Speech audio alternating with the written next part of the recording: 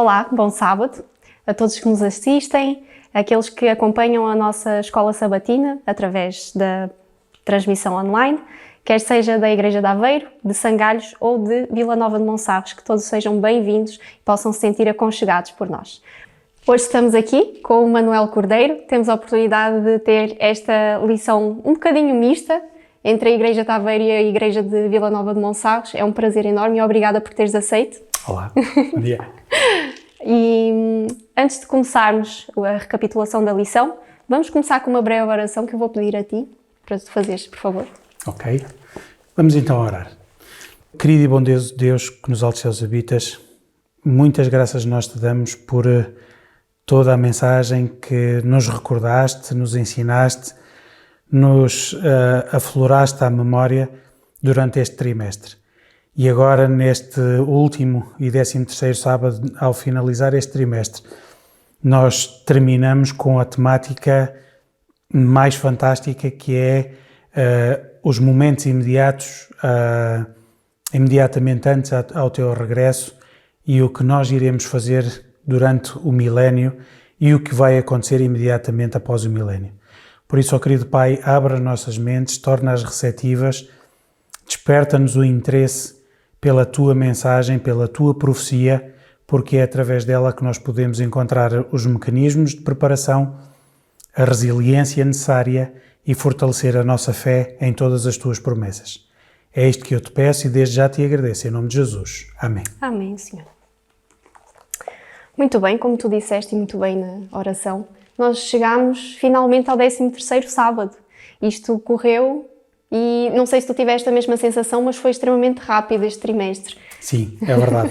Nós voámos pelo grande conflito assim bastante rápido. Sim. E foi um tema tão complexo, mas abordado de uma maneira tão especial e tão prática, que eu queria fazer-te a questão: o que é que mais te impactou, ou como é que tu resumirias de forma muito abrangente e rápida, que seria o grande conflito?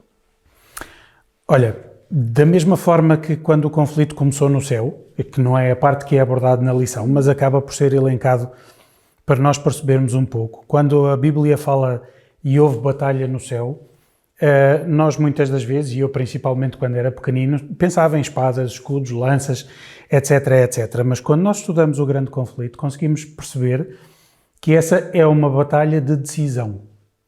Tanto no céu aconteceu com Satanás e todos os anjos, que foi tomar a decisão de se queriam manter-se ao lado de Deus como Criador e único ser a ser adorado, ou se pretendiam entender que a pretensão de Satanás de que Deus é injusto ou que é impossível cumprir a sua lei era a pretensão correta. E esta é a decisão.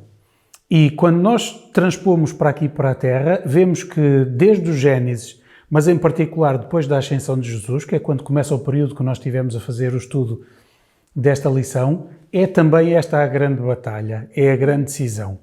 É claro que podemos elencar os títulos das lições que nós fizemos à abordagem, mas acima de tudo a guerra que está por trás de todas as guerras é o denegrir a imagem de Deus, tentar suplantar Deus por uma outra ordem mundial, ou se calhar cósmica, se nós pudéssemos assim dizer, e o confronto entre o amor e o egoísmo.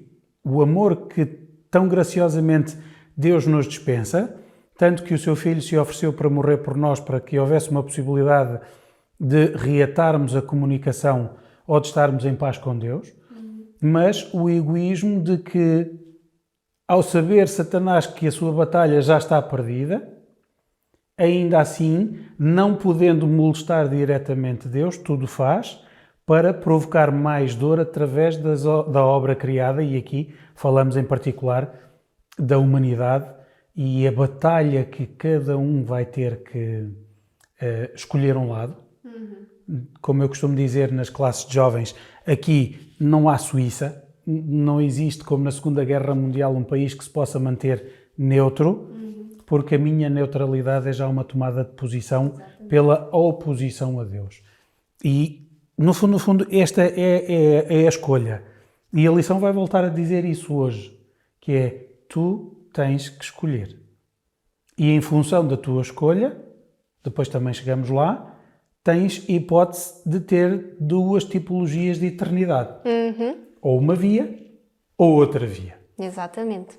E isso é muito interessante. E o mais interessante de toda esta lição, e eu também já vou tirar aqui a minha relação para resumir um pouco todo o trimestre, mas é o fantástico como não só o autor, mas biblicamente é explicado todo o nosso contexto mundano, ou melhor, a nossa vivência aqui na Terra é explicado, todo o sofrimento, tudo o que advém do pecado é explicado através deste grande conflito.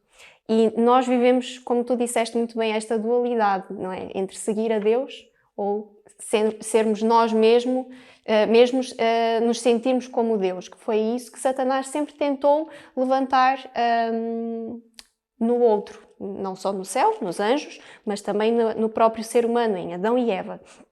E há sempre esta questão também do amor e o próprio egoísmo, não é? O egoísmo na questão de nós queremos fazer a nossa vontade e não seguir as leis de Deus. Aqui, e continuando nessa vertente, nós tivemos ao longo da lição aquilo que é um pouco, se calhar, assustador, quem não conhece a interpretação bíblica das bestas que surgem no Apocalipse, ou um bocadinho as bestas já de Daniel, que é um bocadinho elencado, e a sequência dos reinos e dos domínios, mas acima de tudo aquilo que nós podemos aqui conseguir depreender, e fazendo aqui um muito breve paralelismo entre a estátua de Nabucodonosor com a sequência dos reinados e a teimosia que ele fez para que houvesse uma estátua de ouro, que no fundo acaba por ser uma profecia, que a Babilónia iria permanecer a confusão e a tentativa de fazer uma adoração a Deus por outras vias, ao nosso jeito, do nosso modo. Aquilo que nós vamos perceber é que Satanás não se importa se eu adoro a besta que vem do mar, se eu adoro a besta que vem da terra, se a imagem da besta, tanto faz. Aquilo que ele não quer, aquilo que lhe incomoda profundamente, é que eu faça adoração ao verdadeiro Deus. Nem que no meio de toda esta confusão, eu me adoro a mim próprio. Tanto faz. É uma batalha ganha. E é isso que nós temos que ter em consideração. Não, eu não acredito nem em Deus, nem em Satanás. Eu sou perfeitamente agnóstico. Acredito que permitam... A mãe natureza tem um qualquer poder que está acima, mas eu sou perfeitamente autossuficiente. Boa. Satanás está feliz igual. Porque ele conseguiu desviar o meu foco de atenção, de oração e devoção ao verdadeiro Criador. Tudo o resto são floreados e são as múltiplas opções desta Babilónia que me permite desviar a minha atenção do Criador. Falámos ao longo da lição, em particular também aqui nas duas testemunhas, que percebemos acerca do Novo e do Velho Testamento, que tanto uma como outra, que tu disseste muito bem, espelham a continuidade e a centralidade do Evangelho, desde o Gênesis, em que Adão e Eva, quando tiveram o primeiro filho, já acreditavam que seria o Redentor, até à vinda de Jesus, à fim da necessidade de termos o sacrifício animal, que era a imagem do próprio Jesus, porque agora já vimos o próprio Jesus crucificado e temos essa história relatada, então esse cerimonial deixa de fazer sentido, passamos a ter a Santa Ceia que nos aponta, mas o que é transversal desde a criação até à volta de Jesus e um dia na eternidade é o sábado, que nos recorda que Deus é o Criador, Deus é também o Redentor, e aqui a particularidade que eu gosto muito de partilhar com os jovens na minha classe, que é se nós quisermos olhar no final da semana da criação, o Senhor parou para repousar e abençoar no sábado. No final do seu ministério aqui na terra, depois de morrer por nós, o Senhor Jesus parou e descansou durante todo o dia de sábado, para que ao ressurgir no primeiro dia da semana iniciasse outro processo, e este processo, o seu ministério no lugar santo, que perdurou até 1844, que nós estudamos ao longo da lição, mas o fantástico aqui é que tanto no final da criação, como no final de um aspecto importantíssimo da redenção, foi no sábado que o Senhor Jesus repousou, reforçando aí que é precisamente o sábado aquele momento à parte que nós temos para nos encontrar com o nosso Criador, o nosso Redentor, o nosso Mantenedor e que continua a oficiar em nosso favor. E eu penso que desta forma, é claro que é assim, para quem estudou a lição, o resumo está feito. Para quem não estudou a lição, não percebeu nada daquilo que eu aqui estive a falar e é se calhar um pouquinho mais confuso. Grande vantagem é que se despertou a curiosidade, tem todas as lições para trás gravadas e estão disponíveis. Quer ser mais minucioso? Tem o manual, o Grande Conflito, que pode pegar e estudar e esclarecer todas as dúvidas. Mais profundamente, não é? E uma coisa interessante que tu falaste agora sobre a questão do sábado. E o sábado, numa das lições que nós estudámos, foi justamente a nota tónica, não é? E que vai ser na altura em que o povo de Deus vai ser marcado, digamos assim, com a marca, o selo de Deus, e o povo que segue os princípios de Satanás vai ser marcado com a marca da besta. Mas vai ser centrado justamente na questão do sábado, como sendo o meio de adoração do povo de Deus e o reconhecimento da soberania do nosso Deus. E Satanás vai pegar justamente nessa questão. A pretensão de mudar os tempos e a lei, a única parte de tempos incluída na lei é precisamente esta. E nós dizemos, bem, mas é perfeitamente banal. E é quase banal. Eu tenho chamado a atenção na classe, em Aveiro, para a particularidade de, hoje em dia, nós temos uma qualquer mensagem que diz Feliz terça-feira, feliz quinta-feira, feliz segunda-feira, tentando igualar qualquer dia da semana e nós, se calhar, não estamos muito atentos a estas partilhas e, se calhar, nós próprios fazemos esta tipologia de partilhas, mas se há um dia da semana que eu devo destacar numa mensagem, é o sábado. Todos os outros devem ser transmitidos por igual, porque agora parece que é uma banalização, mas vai chegar um tempo e ao estudarmos a lição, creio que foi a lição número 11, ela chama particularmente a atenção que é, neste momento existem muitos cristãos perfeitamente devotos nas mais variadas denominações que adoram e acham que estão a fazê-lo de forma correta outro dia que não o sábado. E o Senhor reconhece essa adoração porque ainda não foi feita nenhuma imposição que seja punível pelo Estado, pela lei, relativamente a isso. Mas a partir do momento em que surgir, e era aqui que tu também estavas a falar um pouquinho, a partir do momento em que surgir, as pessoas vão ter curiosidade para perceber porquê que existe um grupo mais pequeno que, se calhar acusado de algum fundamentalismo, não quer seguir a ordem mundial, mas pretende manter a sua diferença. E essa curiosidade levará ao conhecimento que aconteceu nos primórdios da Igreja por aqueles que eram perseguidos e a imagem da Igreja e a disseminação da Igreja ia crescendo. Porque as pessoas perceberam porque é que estas pessoas não se importam de sofrer. E então iam estudar. E então percebiam aquilo que o Senhor Jesus fez por nós. E apaixonavam-se por este mesmo Evangelho. E é aquilo que vai acontecer. Vantagem é que quando isso acontecer, a decisão será tida em conta. E, adiantando já um pouquinho a lição, quando todos tiverem tomado a sua decisão, então terminou o trabalho de intercessão no céu por nós e pode acontecer a segunda vinda. Exatamente, e é um dos temas que, se calhar, até no próprio, não digo tanto no cristianismo, porque há algumas interpretações, dependendo da denominação, mas aqui estamos a falar mais concretamente no ponto de vista da Igreja Adventista, a forma como nós interpretamos o tempo da angústia.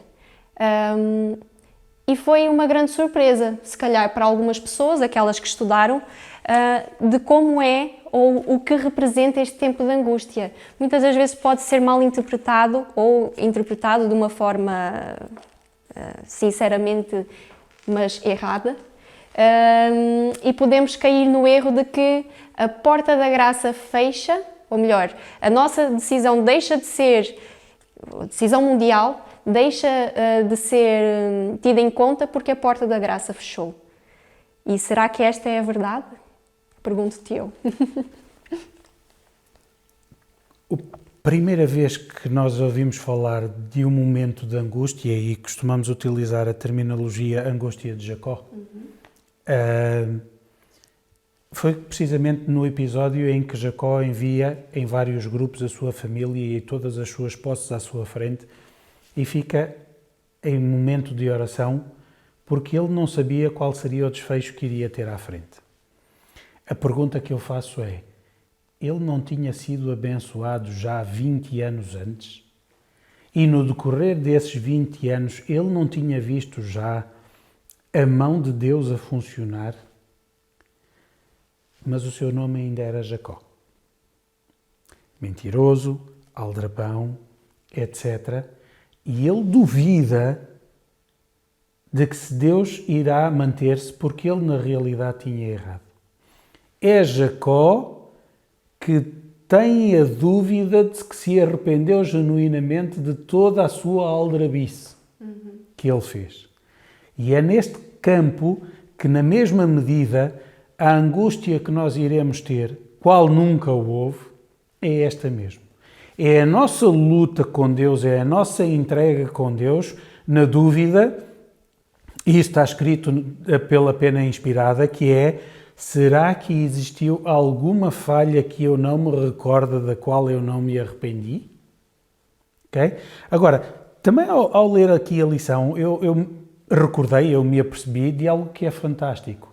Porque este é o momento também, e que a lição nos recorda, que as últimas 7 pragas estarão a ser derramadas sobre o mundo ímpio.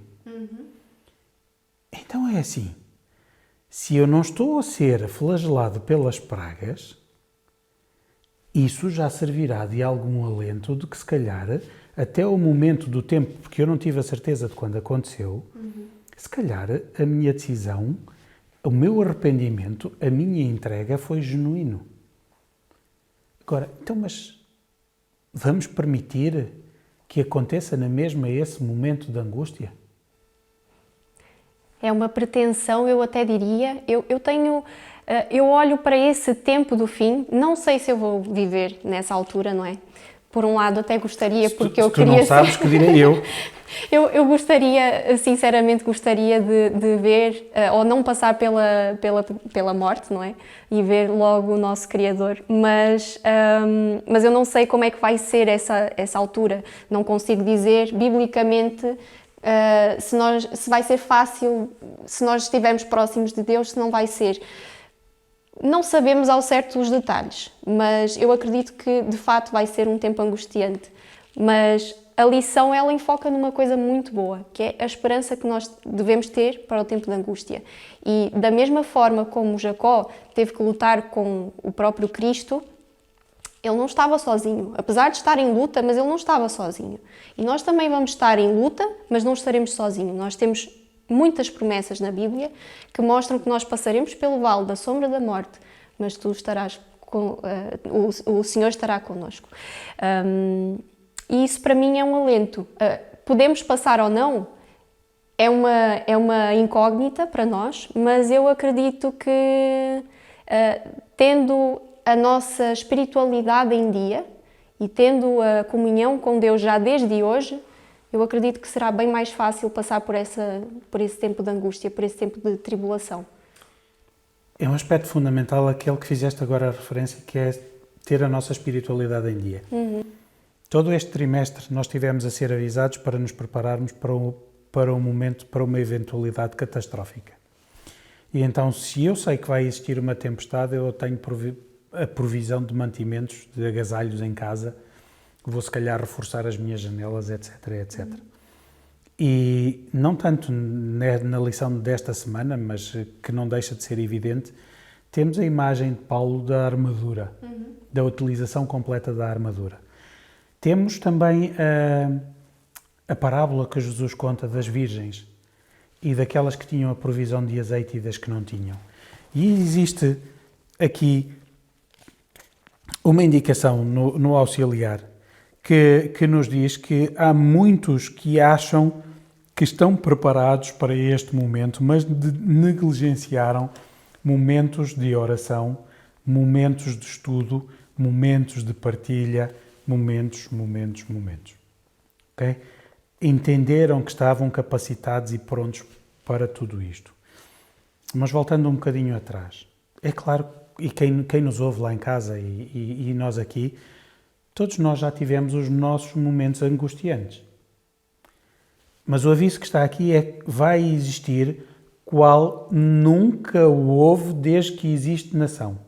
Ou seja, desde os relatos que estão na Bíblia, desde Adão e Eva até hoje, por tribulação e angústia que tenha existido, por dificuldades que tenham ocorrido, mesmo aqueles altos e baixos de Israel nos juízes, nas crónicas, etc., nenhum vai ser como este. Nem Jacó passou por uma angústia como nós vamos passar. E eu quero acreditar como tu, porque também Paulo, quando escrevia com este desejo de estar vivo quando o Senhor Jesus voltasse. E este é o nosso propósito, porque a nossa decisão é tomada enquanto nós estamos vivos. Também isso foi abordado ao longo da lição.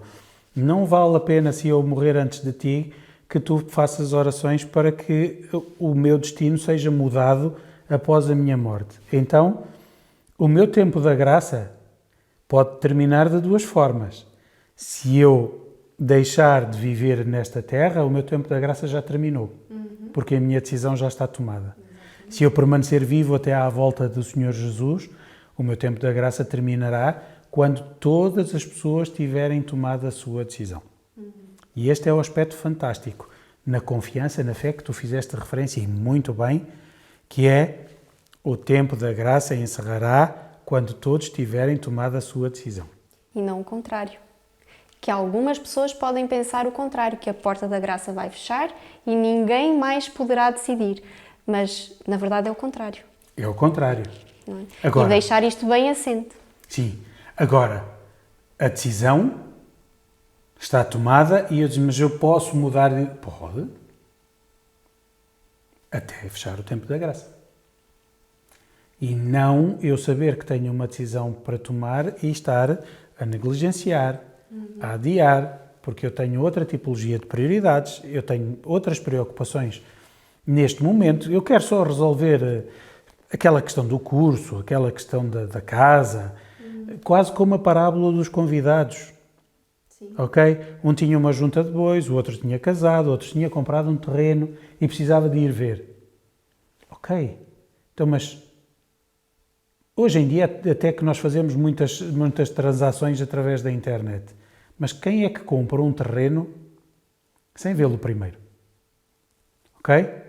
Quem compra uma junta de bois que considere prioritário, que tenha que usar hoje e tenha que prescindir de um momento de festividade de alguém que me é muito próximo. Ok? E se me permitirem, porque hoje em dia está tudo muito relacionado com o amor em todas as publicações. Se eu me casei hoje, eu tenho, à partida, o resto da minha esperança de vida para estar ao lado do meu cônjuge. E se calhar um momento de celebração de uma festividade de um amigo é um bom momento para eu me apresentar com o meu cônjuge. Então, temos que decidir. Mas qual é a minha decisão? A decisão está tomada. Se eu soubesse que Jesus vinha agora, tinha mudado. Também estamos avisados.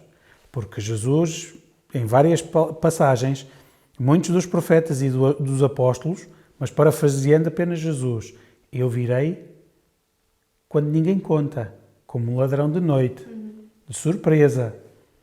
E é natural que todos adormeçam, porque às vezes nós falamos, as virgens loucas. Não. Quando surgiu o alarido de que vinha aí o noivo, todas estavam a dormir. mas que não sirva de desculpa para que nós estejamos durante muito tempo adormecidos espiritualmente, não é? Nós estamos a viver como é descrito em Apocalipse, a época da igreja de Laodiceia, uma igreja morna, que é,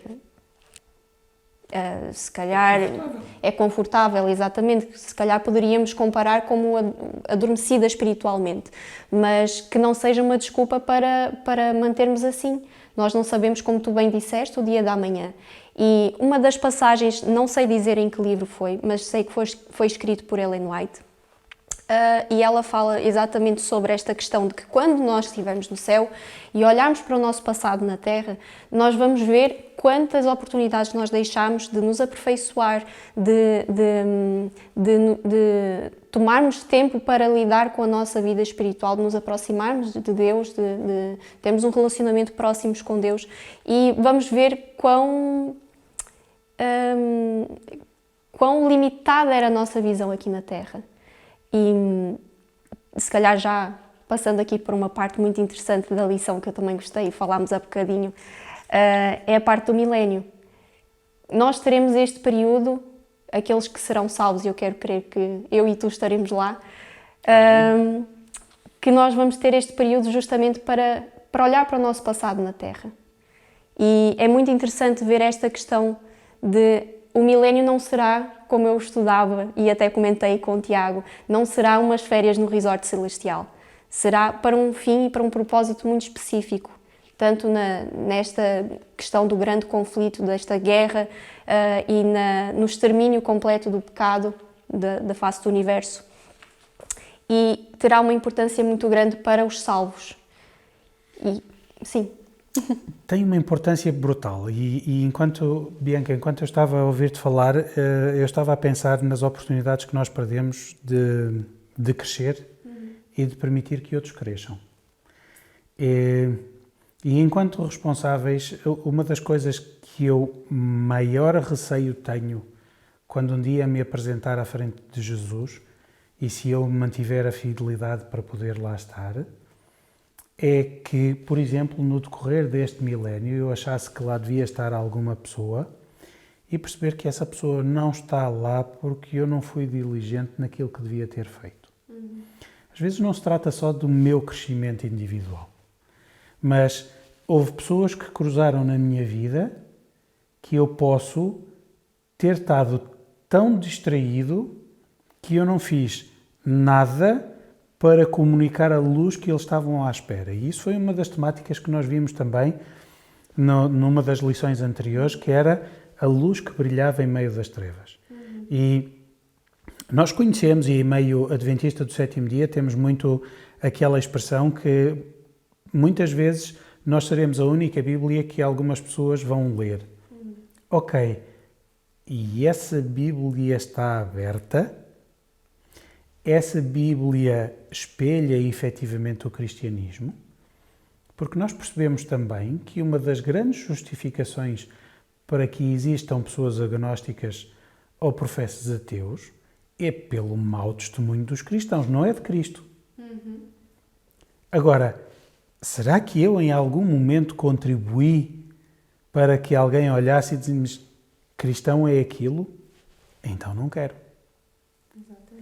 E durante o milénio é claro que é assim, ok, mas agora pouco importa, eu estou feliz porque eu estou lá e o que interessa é eu estar lá. Está bem, mas se calhar será um pouquinho doloroso perceber que eu podia ter feito, e às vezes coisas extremamente simples que poderiam ter feito a diferença em alguém que eu contactei.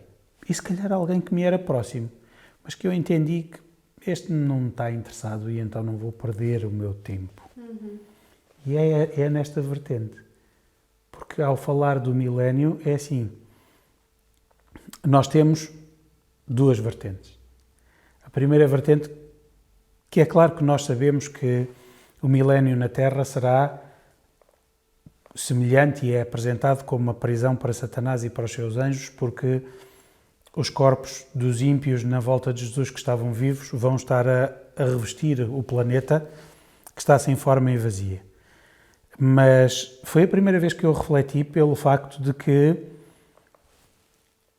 é o único momento desde que Satanás foi expulso do céu que ele não vai estar a implementar nenhum esquema. Tudo parou, ele não tem ninguém para tentar, para desviar, todas as decisões foram tomadas, estão tomadas, são irrevogáveis e irreversíveis, e ele agora vai ter 1000 anos para refletir no verdadeiro ganho de todas as atitudes que teve, todos os prejuízos que teve, todas as más intenções ou a dor que procurou infligir ao Pai, ao Filho e ao Espírito Santo, se efetivamente elas valeram ou não valeram. Porque aquilo que diz é que quando depois o Senhor Jesus vier e com ele a Nova Jerusalém, o próprio Satanás e estes próprios anjos irão reconhecer que o Senhor é justo. Eu quero só pegar aqui num ponto para que não deixe qualquer dúvida de que após o fechamento da Porta da Graça poderia haver aqui uma questão de que Satanás podia se arrepender neste tempo dos 1000 anos.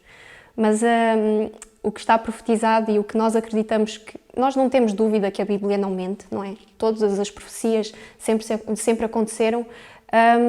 Satanás ainda vai tentar, quando os ímpios forem ressuscitados e a cidade santa descer até a terra sem forma e vazia, Satanás ainda vai tentar destruir essa cidade santa. Portanto, não há arrependimento aqui. Portanto, não podemos aqui colocar nenhuma ou tentar amaciar aqui esta questão de Satanás, não é? E vamos já colocar esta questão de lado. Mas será um momento importante também, inclusive, para Satanás. E eu acho que a nota tónica desta questão do milénio é que em todo o universo este período de tempo será extremamente importante para que não haja mais nenhuma questão levantada contra Deus e contra o seu caráter, ou contra a sua lei. E inclusive para aqueles que são salvos. E o mais importante, este período é para os salvos, porque todo o universo já viu a história toda, o decorrer de toda a história do grande conflito e puderam ver como Deus agiu em favor até dos próprios ímpios e como eles decidiram não segui-lo. Portanto, todos vão achar justo aquilo que acontecerá no final do milénio. Esse é um aspecto extraordinário. Só pegando um pouquinho mais atrás e só para os mais desatentos, a porta da graça para Satanás e para os seus anjos fechou quando Jesus expirou na cruz. Exatamente. Está consumado e quando esteve consumado, selou. A parte dos anjos ficou selada. E daí, e tens toda a razão, não é o milénio que vai. Agora, há duas questões e a base do grande conflito, e o conflito dentro da minha cabeça, é a dúvida. E a certeza que nós temos é que nem Satanás e os seus anjos terão qualquer dúvida quando terminar o milénio. A questão do arrependimento é outra questão. Agora, que Deus está correto e que Ele tudo fez para que todas as pessoas e os anjos se pudessem arrepender, esse é o reconhecimento e é o louvor que vai ser dado inclusivamente pelos ímpios. E essas são as duas coisas que nós temos que ter em consideração, que é, eu posso reconhecer, e aqui tem, e não querendo atrasar muito a lição, mas a questão do sinal da besta na mão ou na testa, que é, eu conscientemente sei que estou a ter a decisão errada, mas eu quero continuar. Ou na mão, eu sei que a minha decisão é errada, mas eu até nem queria ir por isto, mas dá-me jeito. E estas são as duas tipologias que vão levar a diferentes sinalizações na parte do sinal da besta. O sinal de Deus é exclusivamente na testa, porque é tudo relacionado com a decisão plena e consciente. E é aqui que depois nos entra a parte que já fizeste referência e bem, e o tempo não perdoa, já é extremamente curto, que é, sim, nós quando ascendermos ao céu, é claro que vamos durante algum tempo nesta viagem passar por outros planetas, por outras constelações, etc, etc, na viagem para o céu, e o turismo cessa durante 1000 anos. E então, como diz, os justos terão a oportunidade de observar a justiça e o amor de Deus em primeira mão, na forma como Ele lidou com o problema do pecado. E para que não haja dúvida, então nós vamos perceber, em primeiro lugar, qual foi todo o investimento que o Senhor Jesus, o Espírito Santo e o Pai fizeram naquela pessoa, que se calhar nos era muito amada, mas não se arrependeu, não quis aceitar os méritos de Jesus. E se calhar eu posso perceber que está lá no céu uma pessoa que se calhar outrora falhou gravemente num ou dois ou em todos os mandamentos, incluindo no assassinato, no abuso sexual, em outro qualquer, na mentira, nos esquemas, no roubo, não interessa. Mas a determinado momento arrependeu-se. A determinado momento rendeu o seu coração. Eu posso não ter tido mais contacto, mas essa pessoa foi verdadeiramente transformada. E aí o Senhor Jesus vai dizer-me que também eu pequei e que no céu não há pecados pequeninos e pecados grandes. Existem pecados que resultam em afastamento. E quando eu me arrepender, esse pecado foi lançado no mais profundo mar, devotado ao esquecimento, e que se Ele, o Ser omnipotente, o Ser omnipresente, se esqueceu, Quem seremos nós, não é? quem serei eu, que até então era uma mente finita, para recordar? Essa questão da mente finita, eu estava aqui a pensar sobre isso. O milénio também será muito importante para nós alargarmos o nosso conhecimento e as nossas percepções e principalmente a nossa relação com Deus. Nós veremos Deus face a face, mas a nossa compreensão dos atos de Deus serão amplamente alargadas e isso é fantástico. Nós vamos compreender aquilo que nós não conseguimos muitas vezes fazer aqui na Terra. Nós iremos compreender porque é que Deus agiu de determinadas maneiras em toda a história e até nas histórias que nós temos aqui na Bíblia. E isso será fantástico. Nós vamos ter a compreensão de alguém que nós neste momento não vemos, não temos talvez a proximidade, mas que no céu nós teremos. Isso será fantástico. É qualquer coisa. Grande parte das pessoas que aqui estão conhecem a teoria, a lei da gravidade, de Newton. Só surgiu depois de ele levar com a maçã na cabeça? Ok? Gravidade sempre existiu. Agora, ele depois daquele episódio esteve a estudar para perceber qual era a velocidade de aceleração ao nível do mar, que é 9,8 metros por segundo de aceleração que um objeto em queda pode ter. Ok, está traduzido em números, mas ela já existia. E é dessa maneira que tu estavas a dizer, a forma como espetacular, miraculosamente, os astros, os planetas à volta do Sol orbitam cada um numa sua própria velocidade. E este tem mais luas e o outro tem menos luas e este tem esta condensação e aquela outra. E nós dizemos, é lindo. É, mas não é só porque é lindo.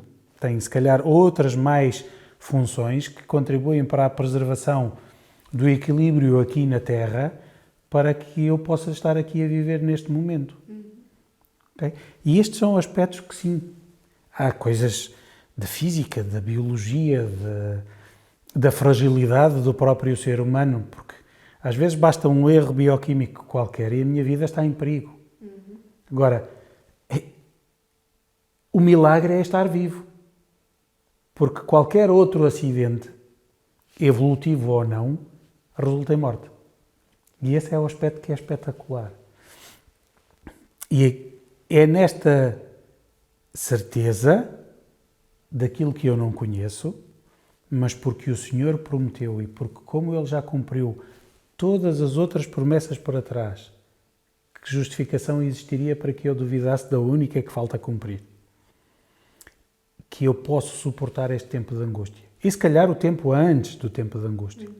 Porque aí também aqueles que não se arrependeram, os que comumente nós apelidamos de ímpios, porque eles os são, vão tentar vingar-se, destruir, aniquilar, porque esta ordem mundial está corrompida por culpa daqueles que decidiram não adotar as práticas que estavam a ser proclamadas. Tal qual como o faraó acusou Moisés de que as pragas que estavam a acontecer é porque ele tinha vindo lá do deserto pedir para levar o seu povo, porque até então estava tudo certo e direitinho. Entendia ele. E então Moisés é que era um incómodo. O povo que estava a ser pedido é que era um incómodo, porque eu estava bem. E esta mesma percepção vai surgir. E as animosidades vão ser neste sentido, que é nós estamos todos mal por causa daqueles que nem sequer estão a sofrer das pragas. Então a culpa é deles. Mas a decisão está tomada. E aquilo que nós temos a certeza é que, por causa desta decisão, existem duas eternidades diferentes.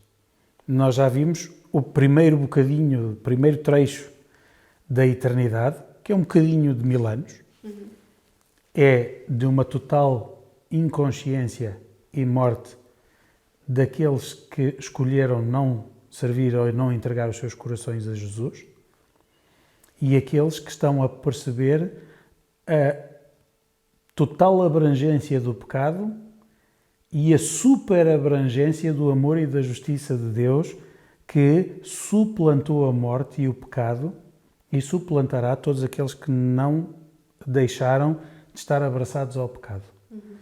É que, como a Bíblia diz, existiu o pecado, mas a graça de Deus superabundou. E é algo que é extraordinário.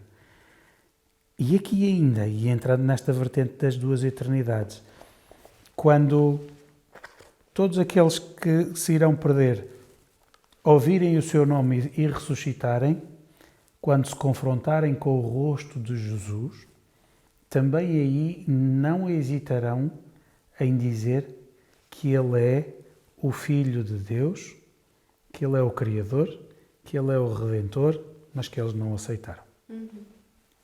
E esta é a questão que só é possível nós entendermos num mundo de hoje cheio de mentiras, cheio de hipocrisia, porque a Bíblia o disse.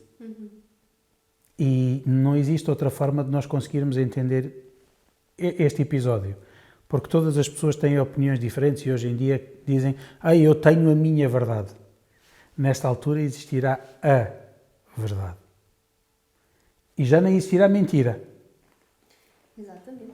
A questão fantástica é que aqui após o milénio já nem mentira existe. Existe a verdade. E as pessoas confrontadas com Jesus, vindo e com a nação santa perfeitamente adornada, não conseguem dizer outra coisa que não seja a verdade, mesmo aqueles que estão eternamente perdidos.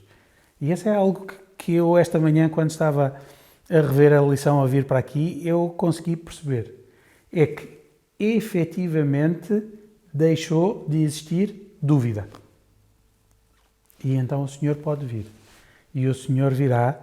E aquilo que também a lição nos fala, um bocadinho entre a lição de quarta e a lição de quinta-feira, é que os justos, juntamente com Jesus, atribuirão o grau de culpa a atribuir a cada ímpio. Reinarão com Jesus durante o milénio. Aí é que está a grande importância, não é, do papel de reinar. E essa era uma coisa que eu não compreendia na totalidade. Mas é muito interessante. Nós teremos um papel e não é que nós iremos atribuir a condenação, mas nós encontraremos a justiça de Deus nessa condenação. E isso será fantástico. Sim, e o termo diz, nós julgaremos com os anjos e com Deus. Nós não vamos, o juízo está terminado. Agora, nós só iremos concordar, se calhar. Na sua infinita misericórdia, o Senhor Jesus dá-nos a oportunidade, antes de que o verdito seja tomado, antes que a destruição eterna aconteça, a possibilidade de perceber e compreender e aceitar que o juízo estava correto. Porque eu acredito que se fosse ao contrário, depois da destruição acontecer, virem-me com justificações, seria sempre muito mais complicado de aceitar. Principalmente se fosse alguém próximo. E a dúvida permaneceria. E então, na sua infinita misericórdia, o Senhor Jesus dá-nos mais de 10 vezes a nossa esperança de vida para nós podermos esclarecer tudo aquilo que numa vida inteira não conseguimos entender. E só então Ele o fará. E estamos quase a terminar, mas só pegar aqui na última parte da lição, que é o resultado da destruição pelo fogo tem repercussões eternas, porque aquelas pessoas deixarão de existir para toda a eternidade. Mas na sua maravilhosa graça e justiça, o Senhor Jesus, o Pai e o Espírito Santo não vão manter eternamente alguém a arder que errou durante 20, 30, 50, 70, 80 anos e seria punido por toda a eternidade em permanente sofrimento. E aqui entram dois conceitos que é extremamente importante. E um deles, que foi abordado no início, é a imortalidade da alma. Até aqui, Satanás procura amenizar nas mentes de cada pessoa de que, apesar de eu estar em sofrimento, permaneço em vida. Permaneço existindo. Não é verdade. E ainda bem que não é verdade. E ainda bem que não é verdade. Senão seria um completo castigo eterno, não é? Sim. E aí não se revelaria a justiça e o amor de Deus. E então é assim, as pessoas terão o seu sofrimento, serão destruídas, os anjos e Satanás terão um sofrimento mais prolongado, mas serão igualmente destruídas e findará. E só depois disto acontecer, que é uma informação que está na lição, que quando há aquela investida em direção à Cidade Santa, mas que não lhes é permitido, porque eles não estão autorizados a pisar terreno renovado, e então a Nação Santa é a única parte que está renovada, e depois de destruídos Satanás e os seus anjos, então a toda a terra será renovada. E nós que temos os pés dentro da cidade, então poderemos pisar o resto da terra, porque também a nós não nos está autorizado colocar os pés em terra conspurcada. Porque aqueles de nós que estivermos vivos, quando o Senhor voltar, ascenderemos e seremos transformados. Ou seja, quando os nossos pés saírem do chão, seremos transformados. E não voltamos a colocar, antes que a própria terra seja renovada e purificada, antes de nós podermos voltar a poder pôr os pés assentes nesta terra. E essa é uma imagem que, na minha mente, ajuda a fortalecer e, se calhar, nos ajuda a poder suportar esta angústia que já falámos lá atrás, mas este desejo de estarmos agarrados no próprio Jesus. E a grande vantagem é que aqui não vamos sofrer aquele toque que Jacó sofreu, em que a coxa vai ficar a doer. Não. Iremos sofrer aquele toque que nos vai transformar. E iremos ter outra coisa espetacular, que é, teremos um novo nome. Jacó, naquele momento, ao alvorecer, ao nascer do dia, ele disse, não te chamarás, mas foi preciso ele confessar primeiro qual era o nome dele. Não vais ser mais Aldrabão. Vais ser o pai de uma grande nação. Vais ser Israel. E este é algo que é fantástico. E eu posso testemunhar que, para mim, sempre que eu penso nisto, é algo que eu desejo muito. E quem me conhece sabe perfeitamente que, por eu ter o mesmo nome que o meu pai, sempre fui tratado por um nome que eu nunca desejei ser chamado. E então, a partir daqui, eu terei o meu nome. E é algo que, para mim, tem um significado particular. Porque se há alguém que entende Jacó, eu sou. Por ter um nome que não é meu e ser tratado de alguma forma que eu não sou. E este é algo que é fantástico e que nos ajuda a fortalecer a nossa fé. Este trimestre está cheio de promessas, de esperança e, apesar do grande conflito levar aqui algum receio da nossa parte, dos cristãos e principalmente dos adventistas, da maneira como muitas vezes nós olhamos para este fim do tempo, mas A lição deste trimestre foi fantástica por esta questão. Trouxe-nos uma esperança e que seja transformadora na nossa vida espiritual. Lá em casa nós agradecemos a participação, aqueles que comentaram, aqueles que visualizaram, mas queremos deixar uma bênção muito especial para cada um de vocês, que possam ter sido abençoados não só ao longo do trimestre, mas também neste sábado, com estas lições e que para aqueles, como o Manuel tinha falado, que não estudaram, não tiveram a oportunidade de estudar todo o trimestre, que possam sentir o toque do Espírito Santo nos vossos corações e possam aprofundar o vosso conhecimento, porque com certeza as bênçãos estão prestes a recair na vossa vida. Da nossa parte agradecemos e desejamos um feliz sábado. Aguardem aí no lugar, o sermão segue já dentro de momentos, mas não deixem de partilhar as vossas mensagens. Bom sábado!